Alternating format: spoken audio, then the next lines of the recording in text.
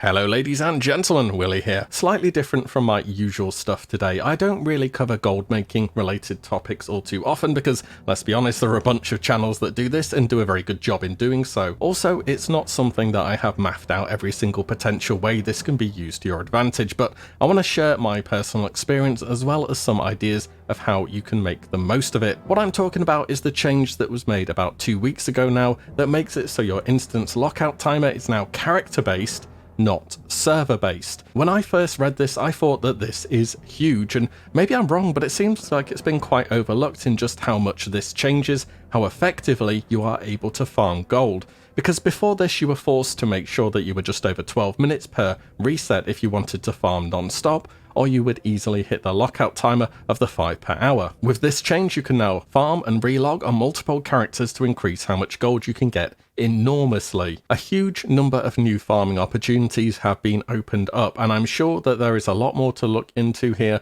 for many players that they just haven't really realized yet. So the reason I'm mentioning this is because quite a few gold guides are pretty much just mage related content. If you have a mage, chances are doing the regular boosting, ZG stuff or whatever else it may be is going to get you more gold still, but for other players this could potentially be something to look into. However, it does need you to have ults, not necessarily level 60 ults or geared ults, but you need ults. Because the core of any multi-character farm is doing short duration farms that maximize the potential that each dungeon may have in terms of what it gives. Imagine ways in which you can make the most out of that 12-minute reset. Best of all about this, to be honest, is the fact that you can go and farm enough into a dungeon to get all the benefits and instantly log out. And once you come back around to that first character, they will be back at the start of the instance and you can just run outside and use this macro to reset it again and go back in. You don't need to invite some ult to reset or anything like that. It's fully contained in what your characters are able to do. The only exception to this is farming the last part of Marathon because you can't exit and then come back in because you're stuck at the bottom of the waterfall. I personally have been using this to do Diamol East in about 8 to 10 minutes on my Warlock, only defeating Zevrim and using the pillar strategy upstairs that I still have no idea how that works, but hey, it's very consistent, and then going straight down to the final boss, get him to 50%, let the imps come out, then I can just AoE them down. This lets me go as fast as possible and never have to worry about hitting the instance lockout essentially. Make sure you bring on the Zanza speed buff too, it makes a very noticeable difference and lasts an entire 2 hours. Once I finish mining on the Warlock and getting my arcane crystals of course, I log out inside the instance and log in on my Paladin, reset if I need to, and then do a Lasher run inside Diamol East. You probably noticed that I have had a bunch of clips of Diamol East on the channel recently.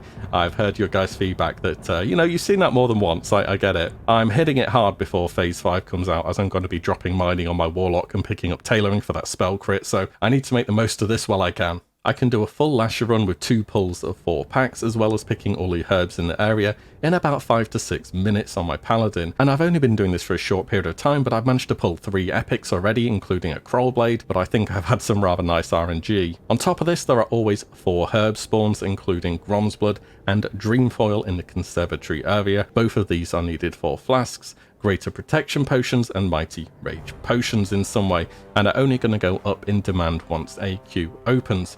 Once again, the Zanza speed buff is very nice. I'm not defense capped on my Paladin here, so I rely on bubble for each pull to mitigate all the dazes. After this is done, I relog my Warlock, who's now back at the entrance, head outside, reset, and go again. One full circuit on both characters is about 15 minutes or so for me on average, and this works very well for my 2 classes that I play. But I can think of plenty of applications of this sort of technique to make the most of your 5 resets per hour per character. Doing a run from Maridon Purple side all the way to the center part where the orange and purple combine and picking all of the ghost mushrooms on the way up there. I remember doing this a little while ago and there were a good 3 to 4 spawns every single time. And then you can just log out and go to another farm on a character for a few minutes, come back and go again. Grave Moss has to be one of the best things to use this farming technique to go after as well. These are used in Greater Shadow Protection Potions, which will be needed for AQ and especially Naxxramas much later down the line. There isn't really going to be a time when Grave Moss will start going down in price. The Graveyard, who would have thought, Part of Scarlet Monastery can have up to 3 spawns there. This is a very fast run that takes 2 to 3 minutes to fully check all of the courtyard area. You don't even need level 60s for this either, and there are chests here as well. In theory, you could have 4 or so characters parked outside Scarlet Monastery graveyard and keep rotating them one after the other.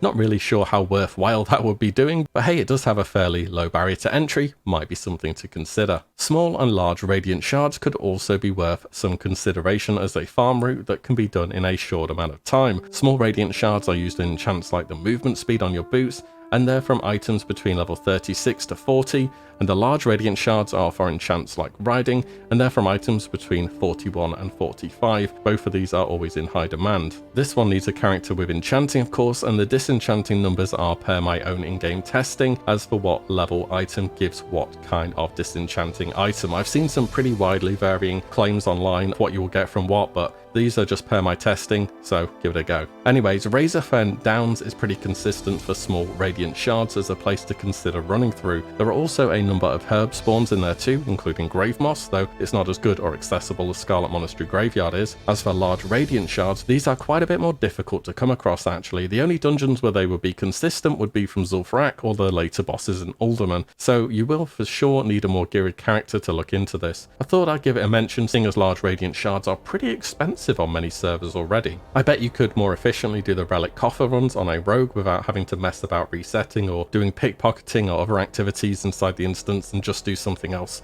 on an alt for a short period of time before resetting and doing another run. Well, that's at least a few ideas I've had of how to use this and the ways I've been doing it myself to make the most of it. It's definitely a shorter video today, but I wanted to share this. Of course, this will depend pretty heavily on how many alts you have, what classes you have, and how geared they are. I think there's a great deal of new farms that could be taken advantage of through being able to run and reset efficiently and not having the delay or waiting about extra time or adding extra bits to your farm just so you don't accidentally hit the instance lockout cap. You go into an instance, you get the main benefit from it and get out there as soon as possible. Or, you know, just play a mage, I guess. Still, boosting isn't for everybody. Definitely share below if you have come up with any creative new farms with your characters, what you use and how. I bet more than a few people will get something new they hadn't thought of being recommended, or at least I'd like to think so. I do hope you guys enjoyed this video. Take care, and I'll see you in the next one very soon.